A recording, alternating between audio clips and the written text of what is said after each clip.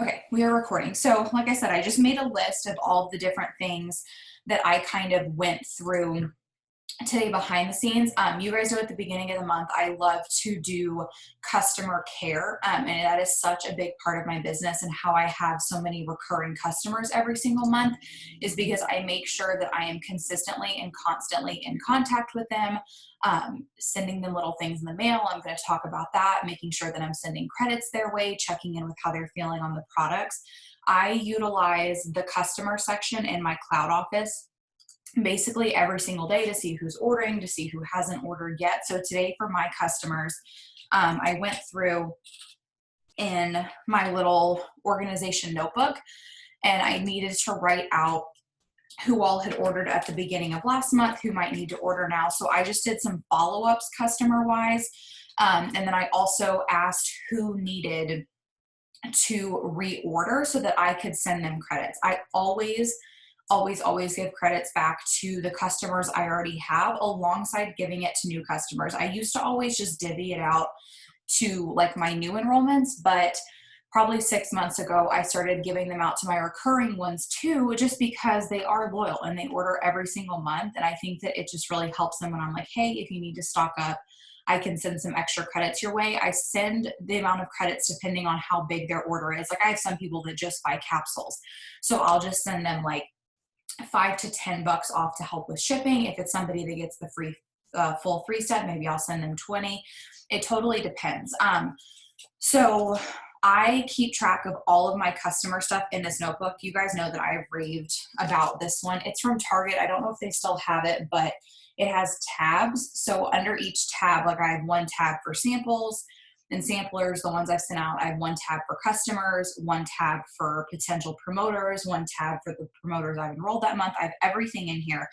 So customer wise, I have every single month written out the month, and then new customers and recurring customers. So I can know who's ordered. And if I've sent them credits, I always make sure to write it down under their name, just so that I can go back and check in a couple days time to make sure that they have placed the order. And if they haven't, I can follow back up with them. So that's kind of how I keep track of that. I have to have pen to paper, because if I think I'm going to remember something, I'm not going to remember it. So I spent time doing that today, and that's how I keep track of who I've sent credits to.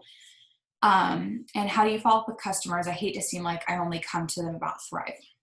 Yeah, so this is why I have my list. And although this might sound like not natural, I'm somebody where like I have a lot of people on social media and I can't always remember who I need to message, who, I talk to last. But when I have all the customers written out, I will have like 2 to 3 times a month where I contact them, not about Thrive at all. So like, let's say in the beginning of the month, I did a follow-up talking to them about how are they doing on the products? Do you need to reorder? I can send you some credit, that type of conversation. I'll check in if they do order to see how they're feeling on it, but then I'll just check in about other things. And when you can turn the conversation away from just the products and you have a normal, just like rapport with them, a lot of my customers do have my phone number, and then I also have them on social media. So I keep up with what their family's doing. I keep up with what they have going on. If I see them posting about something, I can check in with them. So that's how I make it not awkward, because I used to feel that way too, where I'm like, oh, I feel like I'm always just like popping back in at the same time every month. And I don't just want to always be like, hey, do you want to order? So that's how I do it, is I utilize this notebook and I stay in this notebook to know, hey, this is somebody that I want to make sure I'm intentionally keeping a relationship going with. So that's personally how I do it. And no, I don't start a new notebook. I basically have like a new page for each month. So for instance, like in the beginning of it, I had my June customers, new and recurring, July customers, new and recurring, and then I just like start a new page each month with it. So I don't go through an entire notebook. I guess if you had a lot of people, you could, but I just continue to use the same one. I just write out what the month is. So that was one thing that I did today, not being on social media, was to check in with everybody, see who needed to reorder, see who I could send credits to, see who I just needed to follow up with. Like I said, I love my customer tab in my cloud office.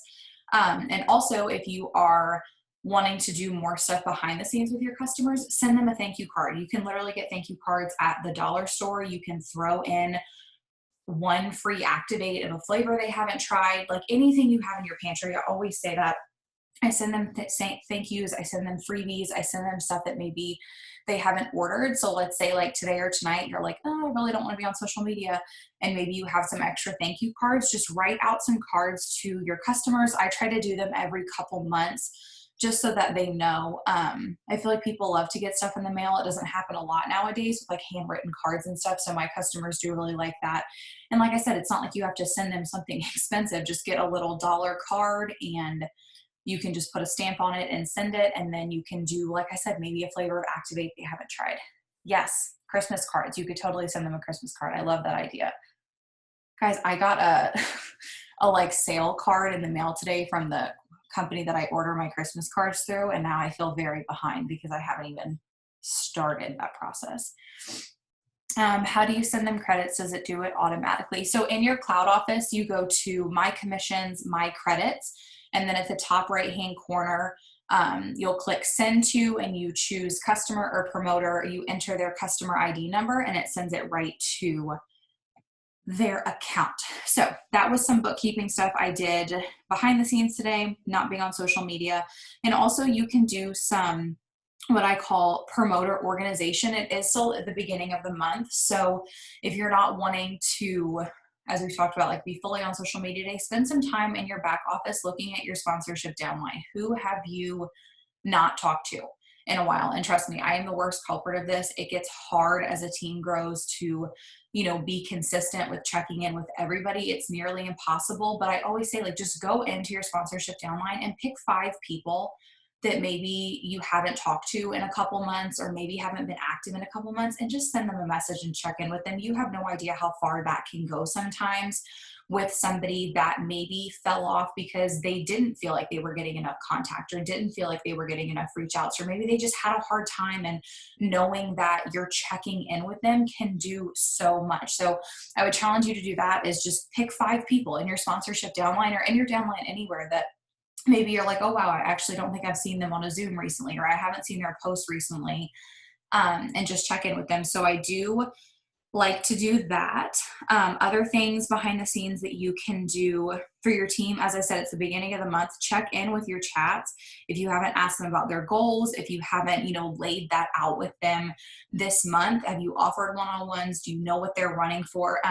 One of the sections in this notebook that's really, really special to me, if you have ever messaged me a goal or something you're going through or something you're working towards, it is written down in the back of this book. I have pages and pages and pages of y'all's dream boards, your goals, what you're working towards, everywhere from I want to maintain a rank to, talking about something super personal that you're working through. I have it all written down here so you can touch base with your promoters and maybe just give that extra little one-on-one time that they might not have had to ask them their goals, to see how they're doing, what do they need from you. As I said, offer one-on-ones, go through the sponsorship downline. Okay, I talked about that.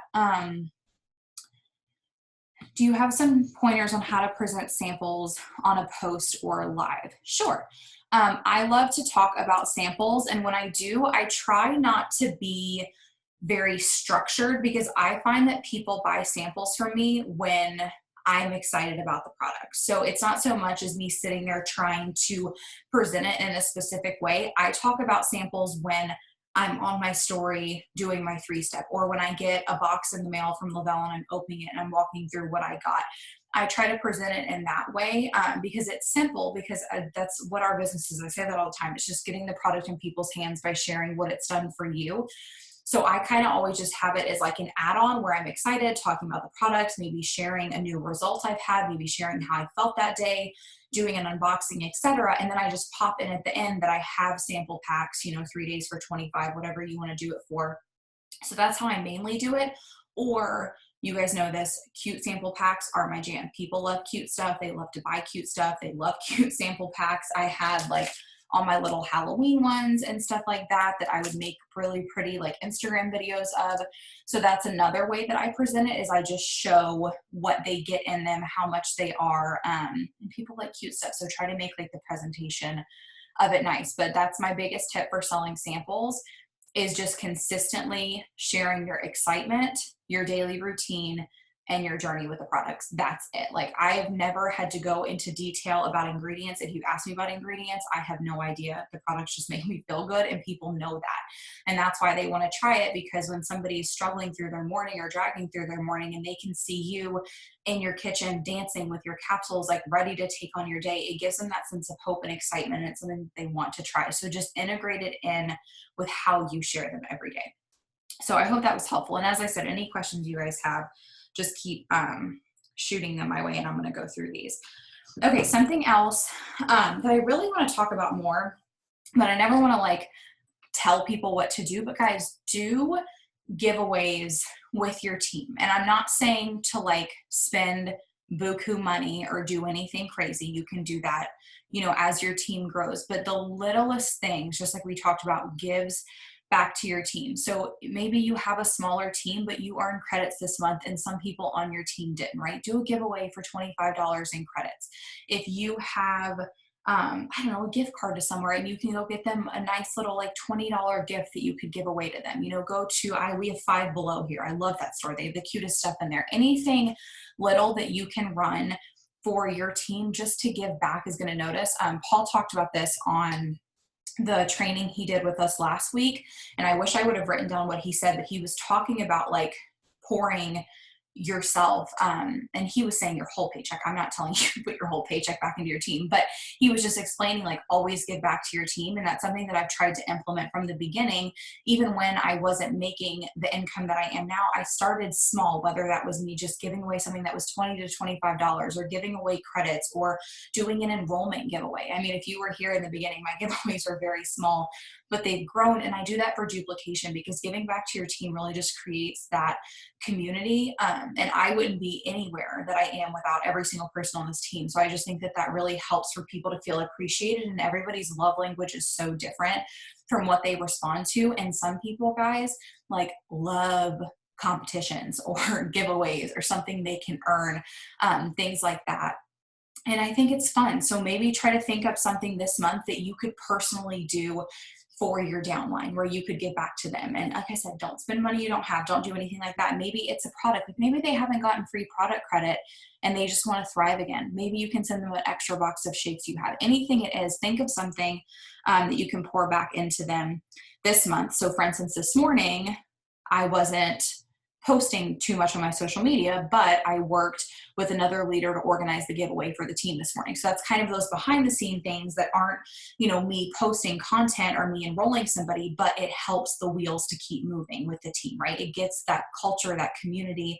And that's really what I want to duplicate, because people love when you give back. And I never want anybody to not feel appreciated. So that's something you can do. Also, do a new training or like a new tool for your team. Do not think that you are not qualified to offer your team some type of leadership or help or tool or anything. Maybe it's just something new you learned. Maybe you learned how to do something on Reels today. Maybe you heard something in your self-development and you want to pour that into your team. I remember even in my previous business, when I didn't have a big team, I used to sit in my bed, and I would be like reading a book or something. And this, I don't know why I did this. It was so awkward, but I would like hear something that I loved, and I would just turn my camera on my phone and record myself talking and just send it to my chat and like pour that into them. So do something outside of your comfort zone, whether that's just pouring into a team chat, offering them a tool, sharing something you've learned, doing a new training for them, like offer them value. If you are, as we talked about, behind the scenes doing stuff, not so much in the front, because there's so much that goes into this business that's not just posting, right? It's not just social media. Like the team aspect of it and that retention there and the culture there is so, so important. And then the last thing I put on here was you can organize. For me, I forget all the time to write down my potentials' names. I forget to write down when I've sent samples out. I forget who I need to follow up with samples. Like I'm a mess, as I said, if I don't write pen to paper. So I took the time today to scroll through my DMs from the beginning of the month until now to make sure that I didn't miss anybody that had asked me any questions about the business or product, to have them in this notebook. And writing people's names down changed my business. I can tell you that I let so many people probably slip through the cracks by not staying organized. And it's not that I follow up like a madman. I don't at all, but it's that intentionality of knowing who you're talking to, knowing who's interested, to stay in contact with them, to stay on their page, to be liking their posts, to be engaged in their stories. Because I feel like I was so anti following up in the beginning that I kind of missed out on that. I missed a lot of people that were interested. So I always keep them in here, even if all they've said to me is, hey, what is that business? Like their name automatically goes down in here so that I can make sure that I have followed up with them. I have in parentheses, like if I've sent them an op video, when I want to follow up with them, different things like that. So you can totally use a behind the scenes day where you're not posting to organize potentials. Maybe go back and check who you've sent samples to that you forgot to follow up with. I'm also really bad at that sometimes. The notebook is Fringe. It's by Fringe, but it was from Target. It was a couple months ago, but they might still have it. So I don't know, I guess my point of this training tonight, this work with me, is that even if you're not on social media, even if it doesn't feel like a safe place right now because it's very overwhelming, there's so many things you can do to build your business, to sustain your business, to help your business behind the scenes. That's why I have office hours. That's why I sit in here. That's why I keep this notebook going. I think at any level, hi sister, you want to be doing these things, and anything I said that you're not doing, try to implement. Like I said, you can go to Target in the dollar section and get thank you cards and just send them out to your customers. Even if you don't have anything to put in them, just send them something nice, because residual income comes from retention, right? So that's caring for your customers and that's caring for your team. That's them knowing that you're there, knowing that you stay in contact with them, you're pouring back into them, you're giving things back to them. Just really creating that culture helps so much. So those are the things I wrote down. Do you guys have any questions you want to ask me at all, whether it's about organization, follow-ups, IPAs, working your business, anything at all you have for me, you can hit me with. But I just wanted to be honest because I was not on my phone. I did add 35 people on Instagram this morning. I did share what I read in my Bible on my story. I reposted and shouted out Lindsay for earning the trip. Like I did some things, but I'm not scrolling or engaging or doing any of that right now because I don't think that's good for my mental health. So these were my honest tips of what you can do if you're like, hey, I want to put effort into my business, but like I'm not in the mood to engage right now. You can still do something. You don't have to just, call it quits and walk away. There's always something that you can pour into and really do more of the behind the scenes work. So let me know if you guys have any questions. With scrolling, when do you know the line is drawn when you're not being productive? I think it really depends by person. I'm not somebody that really enjoys to scroll. So if I catch myself doing it, it's normally not a conscious thing. It's normally just that I talked about this on my story the other day, but like we pick up our phones and we don't even realize it. Like it's so ingrained in our brain that like sometimes I want to just like slap my hand and be like, why are you doing that? Stop picking it up. You just put your phone down. You don't need to do that. So if you've done your work and you want to scroll, then scroll. Like there's nothing wrong with scrolling on your phone. For me, it's just not something I enjoy. Like if I'm not working, I don't want to be on my phone because my phone is work for me. But, and I always joke about this, in my previous business, they used to say like, there's no BV in TV. We talked about this the other time, but like I have some TV shows I like and I have some stuff that I want to watch. Like don't shame yourself for wanting to relax and put a show on or relax and scroll if that's what you like. If you like to get, inspiration or ideas from people on Pinterest or Instagram, like there's nothing wrong with it. Just be realistic about your productivity with your business. If you're like, girl, I killed today, I got all my work done, I'm good to go, whatever leisure time you want to spend is your leisure time then. Okay, girls having issues following because they don't feel like they're finding others who relate to their fives. What would you say to help them with their following? I think sometimes people box themselves in too much with their fives. And sometimes I like bite myself in the butt for making the what are your fives things. But I think in the beginning, it's helpful when you're trying to figure out what makes you you, because it's an awkward thing. Especially I hear from like mamas all the time that they're like, I don't even know who I am, aside from being a mom anymore. So we have to kind of get back into knowing what are my interests, what are my hobbies, what connects me with other people, what sparks conversation. But I think sometimes people are like, well, these are my fives and that's it. And that's not it. It's just a guideline to help teach you about who you are, so you know what things to post about, you know what to share when it's uncomfortable and awkward in the beginning. As your business grows and as you're starting, like it becomes more second nature, you shouldn't have to feel that awkwardness, because for instance, my fives from when I started to now are completely different because I'm a totally different person. So I would ask them, are they boxing themselves in? Like, have they just listed out 5 things about themselves and they're not going outside of that? Are they letting it evolve with them? Like, there's so many more things that make us who we are. And there's so many people to add that might not have that many things in common with me. Like, I have people on my team where we're completely different, but maybe we're from the same area, or maybe we connected on one thing. So maybe ask them if they're kind of, like I said, boxing themselves in, because the amount of people to add on social media is quite literally endless. So don't put yourself in that box. And maybe help them to find some new hashtags to look up. Maybe ask them if they are looking at their location and, you know, the surrounding towns around them. And maybe just help them to kind of, I don't know, like figure themselves out. I know that sounds really funny, but it took me a long time to just be comfortable and confident and learn like who I was and what I liked and, you know, what I wanted to interact with. And that comes, like I said, with that confidence. So just make sure they're not like strapping themselves in, and also don't overthink following.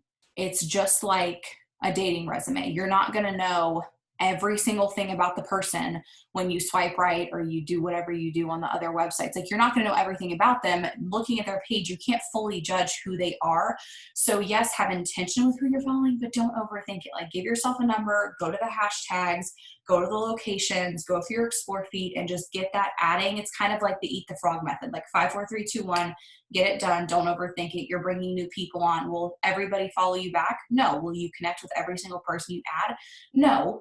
But you're going to find that one jackpot person where you're like, holy crap, this is my girl. You know what I mean? Like, you'll find your people, but you won't find them if you're so specific that you're boxing yourself in, as I said. So I hope that was helpful. I'm new. Well, hi, hello, welcome. I've not signed anyone yet. What are some pointers to try to gain some potentials other than advertising samples, as I mentioned earlier? So potentials can come from customers, people who just want to try the products, or potentials can also come for the business. So when it comes to customers, I attract customers, as we talked about, by sharing samples. I attract them by my personal testimony and by sharing other people's testimonies. I try not to overdo it with sharing other people's. I really do like to focus on the results that I've had or how I feel, but different people connect with different people. So maybe you haven't gained, you know, your full results of the products yet. If you're new, don't be afraid to go to our team page and look through some of the results threads. Share some of that on your story. You can ask your upline, you know, hey, I want to make a story and share some of the team's results to help me to bring in some new customers. And they can help you with how to make cute slides, how to put them in Unfold, and different stuff like that. So that can definitely help you. Talk face-to-face on your story in the morning when you're making your products, you know, allow them to see how that energy is hitting you, how you're starting to feel better, and just continue to share your journey and let it evolve. And that's my biggest tip with the products and the business. Don't overthink it. Share your process. So when I started, my first product post was me sharing how I felt the very first day I took the products. It was noon and I just made a status and I was like, holy crap, I haven't had coffee today. Who am I? Simple as that. And then my results evolved as the product started to work more, as I started to lose weight, as I was talking about the different things that were happening in my body. Same thing with presenting the business and attracting potentials that way. You are, yes, sharing the opportunity and the features of the business, but you're also sharing your story, why you're starting, what you're working towards, what you're excited for. Bring them along on this journey with you. Think of it as like you're writing a biography about your journey through this. And as they see you fighting for these things, they see your excitement of you being plugged in with a team, you having your hands on this incredible opportunity, unfold that story in front of your audience, and that's going to attract them in. Another good cleanup thing, if you don't want to engage, I try to bulk unfollow since I'm always at my max. So I'll go to latest and unfollow who's not following me back, or I'll set it to earliest and go through and unfollow inactive accounts or accounts I don't align with. Yes, exactly. So you can do things like that. I cleaned up some highlights today. I made some new highlight covers today. So I kind of behind the scenes stuff like that, do some unfollowing, all different stuff like that. With the promos you offer your team M, if you have a small team, could I do something like enroll a promoter, get 25 free credits from me and a free box of shakes? Absolutely. You could do anything that you want. Anything that works best, that works within the limits of what you have to offer. You know what, how many credits you have, what you're willing to give back and put into it. You can totally do anything like that. You are so welcome. Okay, are there any more questions? See if I missed anything.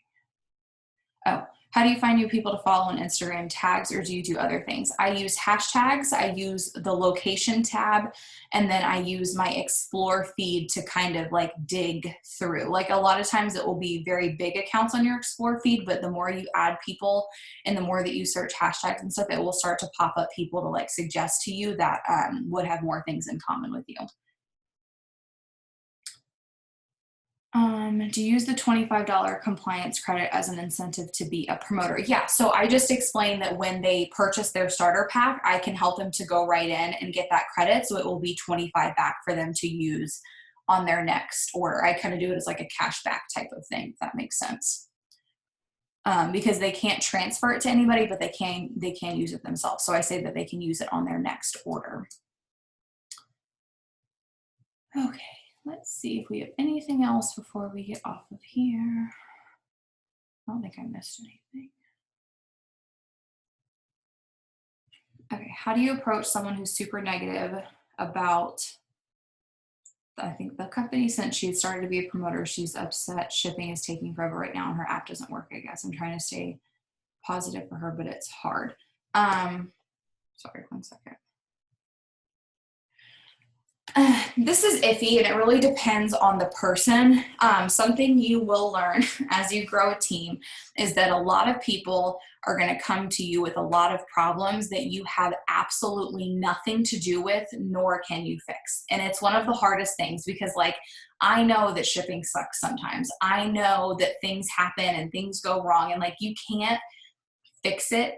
And the best thing that I try to do is I try to be compassionate. I try to explain, you know, anything I can do, I'm going to do. If that means me also submitting a ticket for you, if that means me helping you, so like whatever I can do, I'm going to do, but I don't let it like overcome me. If somebody's just being so negative and there's nothing you can do to fix it, don't stress yourself out. You're going to have boundaries with that too. But that's how I handle that. I explain what is in my power and what's not in my power, what I can do to help, what I will do to help. And then besides that, we got to let there be peace because as a business owner, like things go wrong. You're going to open up your capsule sometimes and there's only going to be one inside of it instead of two. Somebody's going to get shipped the wrong product. Shipping is going to be delayed. Something is going to happen. An order is going to get like, it happens. And that's how I handle it. What I can do, what's outside of my power, we got to meet in the middle and we have to try to be positive about it. And that's really all that you can do. And I know that it's hard when you want to fix something and you can't. And I am such a people pleaser that it used to literally destroy me. Like I would get so stressed out. I'm like, oh my gosh, they're going to quit. Their order's taking too long. They're going to hate me. Like I would spiral because I just wanted everybody to be happy. But you just have to be realistic that no matter where you're ordering from or what product or business it is, there's going to be bumps in the road. So I just try to explain that to people, be very honest about it. And then move forward and just help them in the time being the best way that you can.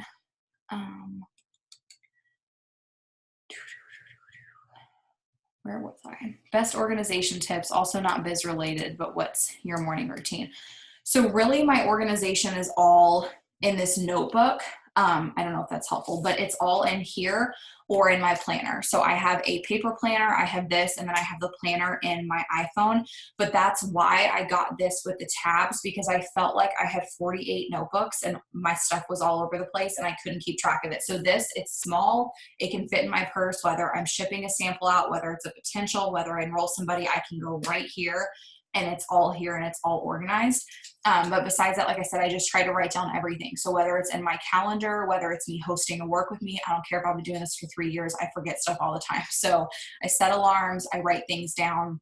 But besides that, I'm honestly not that organized. And my morning routine is not business related at all. What I have been doing recently is I plug my phone in the kitchen at night, whatever time I'm heading to bed, which is normally 8 o'clock, don't judge me. But I plug my phone in the kitchen and I leave it there so that I'm not scrolling at night. I'm not on my phone at night. I unplug myself totally. And then I don't pick my phone back up until I'm done with my morning routine, which for me means getting up, lighting my candles. I put on instrumental soaking worship music. If you've never listened to that, put it on YouTube. It's very, very relaxing. It plays for like 4 hours. And I sit down, I do my prayer journaling, I worship, I read my Bible. If I'm reading a book, I'll read a chapter in it. I just try to sit for at least an hour just with myself in silence in the morning. And then once that's done, then I will pick up my phone and start my business hours and get all that stuff done. The shipping delay shouldn't delay her running her business, just help guide her through how to overcome that obstacle if she's truly ready to tackle it. Exactly. What would you recommend as the key things to focus on if you haven't enrolled any promoters yet? I always say first to focus on the 2 customers to earn your free product credit, and then you can work on enrolling your first promoter. And obviously you don't know the order they're going to come in. You might have a potential promoter come before a customer, but that's kind of how I look at things. The way that the VIP period is laid out with the 2 customers and 2 promoters, that is the key to your business. If you just keep doing that over and over and over, you build to 200K. That's what the entire company is made of. And I love the way that they have that laid out for us. So just focus on filling in that VIP and doing it that way. So when it comes to working your business, the key things to focus on, I think in the beginning, one of the most important things is just to get in a routine of what effort you want to put into your business daily. That's one of the things I work with people when they first start, is just being honest with how much time they want to put in or they can put in, what goals they're working towards. So what does that mean? How are we going to work this into your day? How are we going to get into the routine of posting? I think that's just really important, is having written down the non-negotiables that you want to do for your business every day in the beginning, because once those become discipline, they become second nature. And then it's so simple to continue them. But I think that's where a lot of people struggle in the beginning, is just getting into that groove of like, hey, I run a business on social media now. I have to be active every day and be more intentional with the time I spend on it. So I think that that's really important in the beginning, is just nailing that down. And I do have a video, let me see what the name of it is, in the team page, where I talk about what I do on a daily basis and how I know that I've worked my business that day. I don't know what it's called though. I'll have to find that.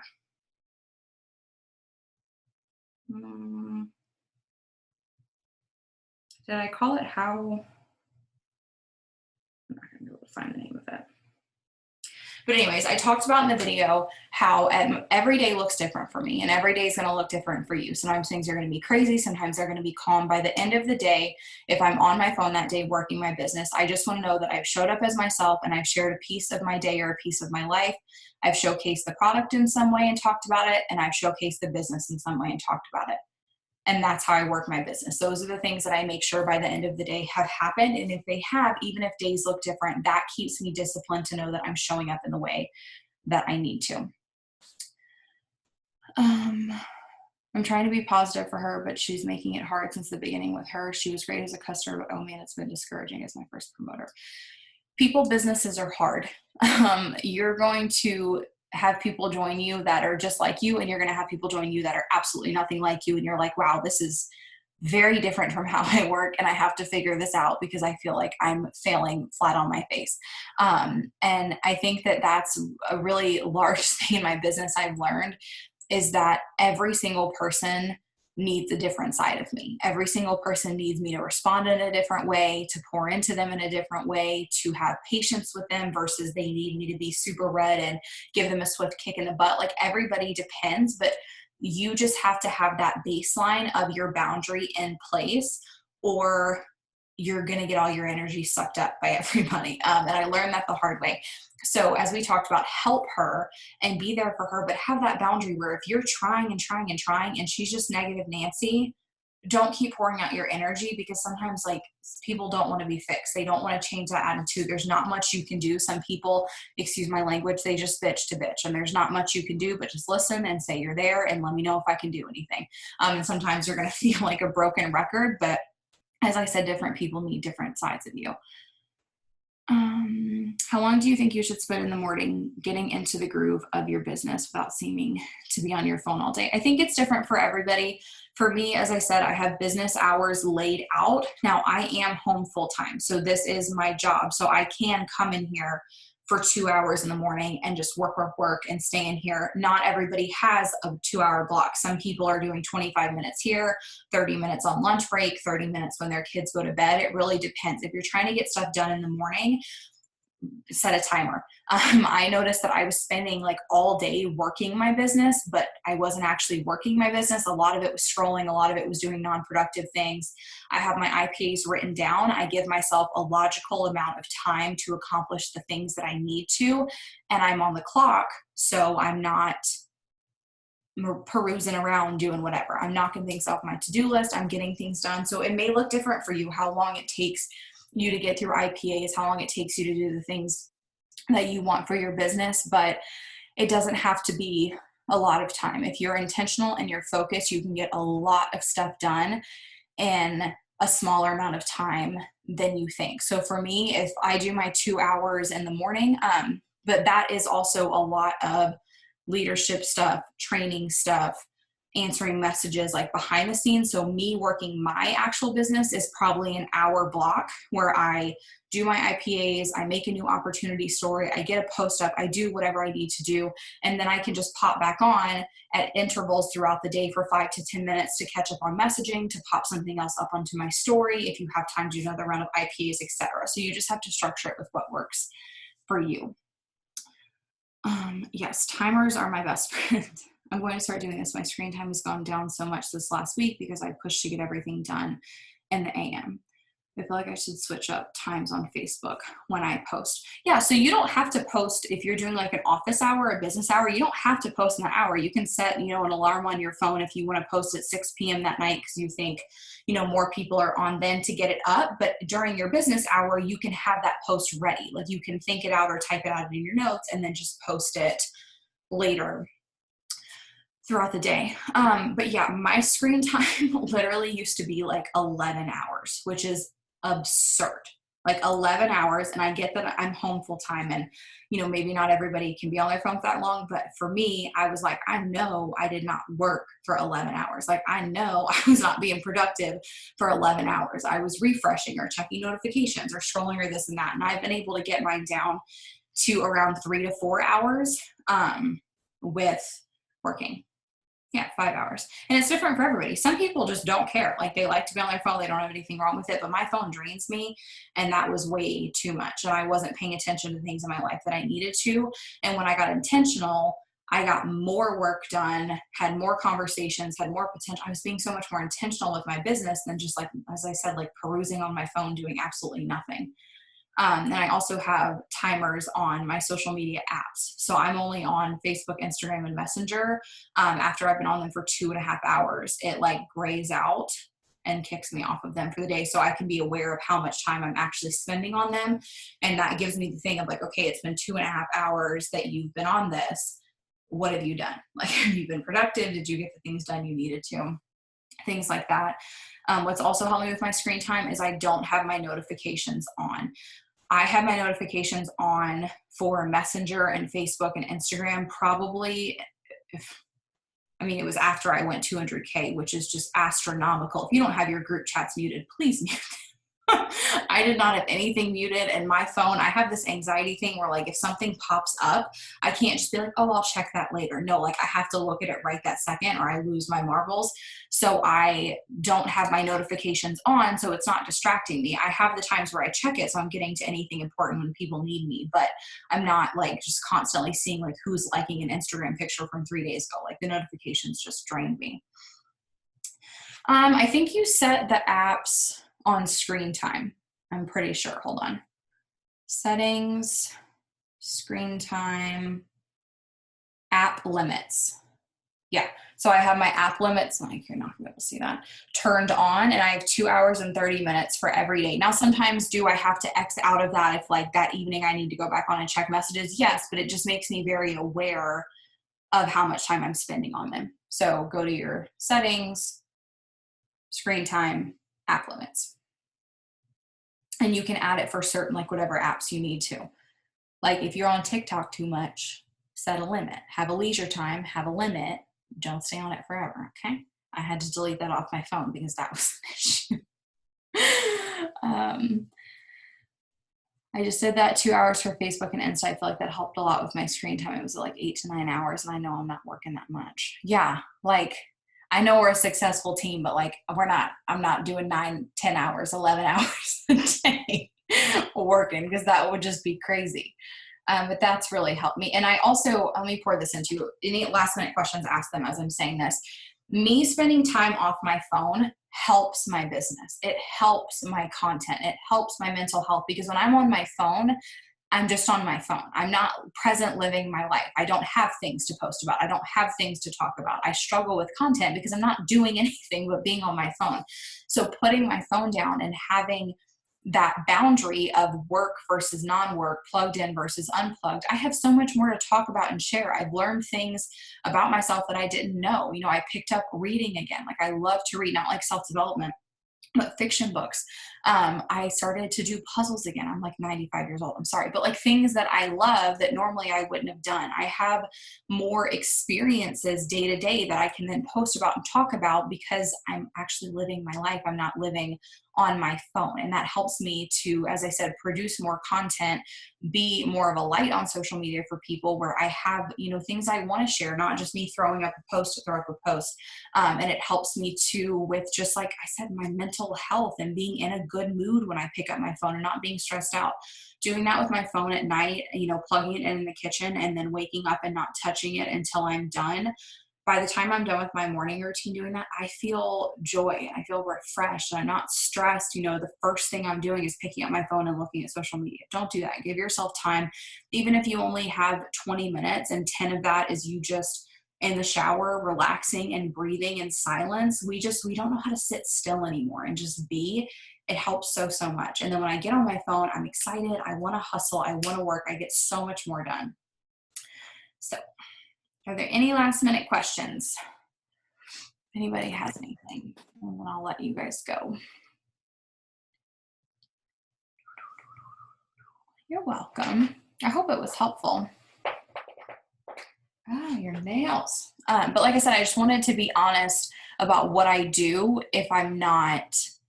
If you're like, well, Em, you haven't been on your stories all day. Yeah, because social media is scaring me right now. So that's what I did today. So I hope that helps. You know, I'm not going to be like, we're going to sit here and do IPAs like when I'm not doing IPAs right now. I'm being honest. But there's so much behind the scenes work that you can do to help grow your business, sustain your business, and keep your residual. So, all right, you guys are so welcome. I hope that you have a great night. I pray unplug tonight. Don't scroll. Don't look at the craziness. Relax with your family. Rest your soul. I'm praying for each and every one of you. And I love you guys. And I hope that you have an incredible night.